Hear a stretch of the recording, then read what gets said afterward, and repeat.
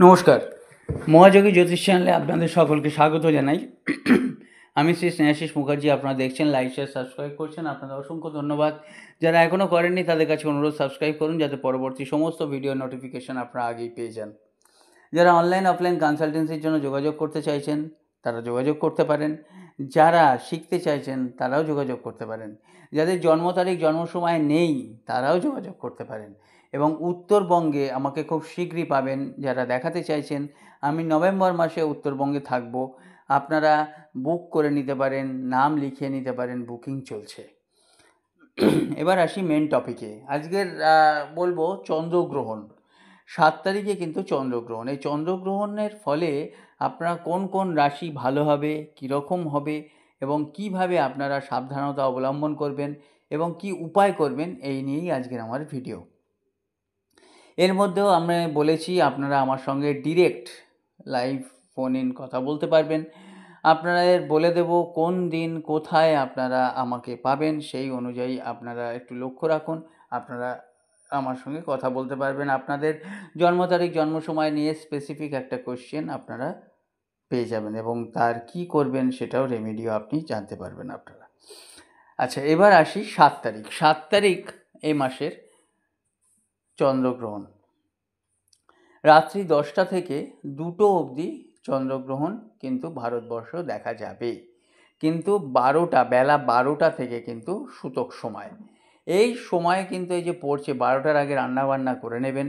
যারা প্রেগনেন্ট, যারা কনসিভ করেছেন বা যারা গর্ভবতী মহিলারা, তারা কিন্তু একটু সাবধানে থাকবেন। সাবধান বলতে একটা যাদের উচ্চতা, যেটা উচ্চতা সেই উচ্চতা একটা কালো কার নেবেন, কালো সুতো মোটা, যে ওই আমরা অনেক সময় কালো কার গলায় পরি বা পায়ে বা অনেকে আছে পরেন বা আপনারা মাদুলি পরেন, সেগুলোকে কালো কারে আপনি ঠিক লম্বা মাথা থেকে পা অবধি পুরো উচ্চতাটা আপনারা ওই কার নিয়ে নেবেন। একদম স্ট্রেট হয়ে দাঁড়াবে, মাথা থেকে পা অবধি যে মাপ হবে সেটা নেবেন। নিয়ে দেওয়ালে আপনারা সেলো টেপ দিয়ে ওই লম্বা ওই কারটা আটকে দেবেন, যেন একটু না বেঁকে, না কোথাও দোমড়ায় মোচড়ায় আপনারা আটকে দেবেন।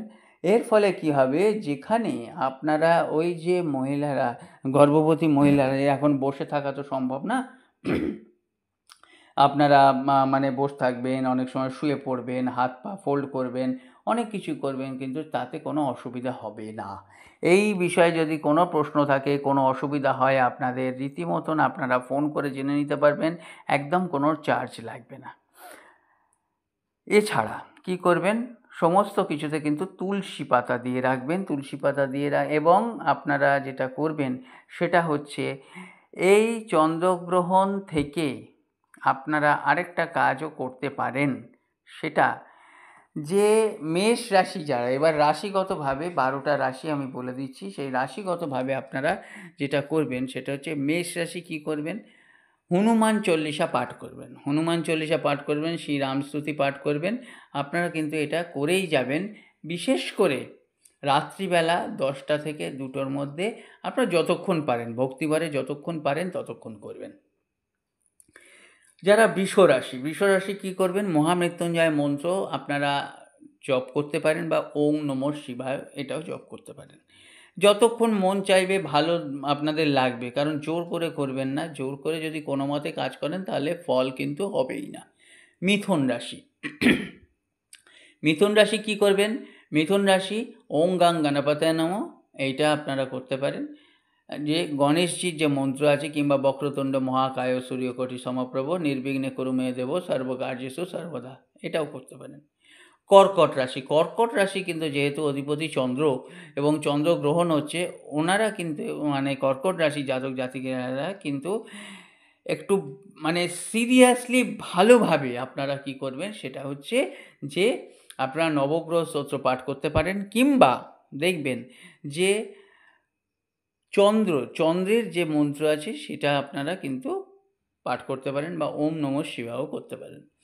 সিংহ রাশি যারা আছেন তারা কিন্তু সূর্য প্রণাম করতে পারেন, কিংবা জয় শ্রীরাম, রামের মন্ত্র পাঠ করতে পারেন, জয় শ্রীরামও বলতে পারেন।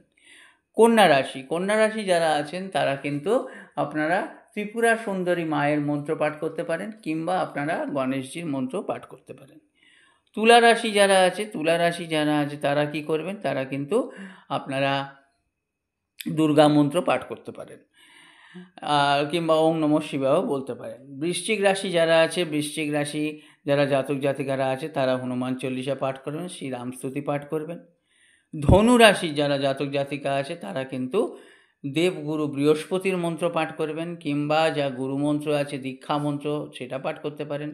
যদি আপনাদের দীক্ষা না হয়ে থাকে তাহলে মা কালীর মন্ত্র পাঠ করতে পারেন, কিংবা আপনারা একটা কাজ করতে পারেন যে ওং নমঃ শিবায় পাঠ করতে পারেন। আর যারা মকর রাশি আছে তারা মা কালীর মন্ত্র পাঠ করতে পারেন, শনিদেবের মন্ত্র পাঠ করতে পারেন, হনুমানজির মন্ত্র পাঠ করতে পারেন। যারা কুম্ভ রাশি তারাও কিন্তু শনিদেবের মন্ত্র বা মা কালীর মন্ত্র পাঠ করতে পারেন, বা মা তারার মন্ত্র পাঠ করতে পারেন, কিংবা দক্ষিণা কালীর মন্ত্র পাঠ করতে পারেন। মীন রাশি যারা আছে তারা কিন্তু গুরু মন্ত্র পাঠ করবেন, দীক্ষা মন্ত্র পাঠ করবেন। যদি দীক্ষা না হয়ে থাকে তাহলে ওম নমঃ শিবায় পাঠ করতে পারেন, বা দুর্গা মন্ত্র বা মা তারার মন্ত্র, যে কোনো একটা মন্ত্র। কেন না ওই সময় আপনাদের ভেতর যে পিওরিটি, সেই পিওরিটির দরকার। পিওরিটি স্ট্রেংথ ছাড়া নেগেটিভিটি কিন্তু কাটানো যায় না। সেই দিন আপনারা কিন্তু যে আংটি পরে থাকুন বা তাবিজ কবচ পরে থাকুন, তারপরে কিন্তু একটা কি করবেন না, তারপরে শোধন করে নেবেন। কারণ এই যে চন্দ্রগ্রহণ এবং পূর্ণিমা, এই যোগটা কিন্তু বিশাল যোগ। আরেকটা জিনিস করবেন, যেটা হচ্ছে অনেকেই রাখেন যে জল রেখে দিলেন, ধরুন ছাদে জল রেখে দিলেন যে চাঁদের আলো আসছে পূর্ণিমা বলে, ওই দিন কিন্তু কিছু করবেন না, তাহলে কিন্তু খুব একটা পজিটিভ ফল আপনাদের আসবে না। এবার যেটা বলবো সেটা হচ্ছে, এই যে ভিডিওগুলো দেখছেন, লাইক শেয়ার সাবস্ক্রাইব করতে ভুলবেন না। আপনারা যদি কোনো টপিক নিয়ে আলোচনা চান সেগুলো কমেন্টের মাধ্যমে আপনারা জানতে পারেন। আর আপনারা যারা উত্তরবঙ্গে দেখাতে চান তারা বুকিং নাম্বার, এই নাম্বারেই ফোন করে বুকিং করে নিতে পারেন। নমস্কার, ভালো থাকবেন, ধন্যবাদ।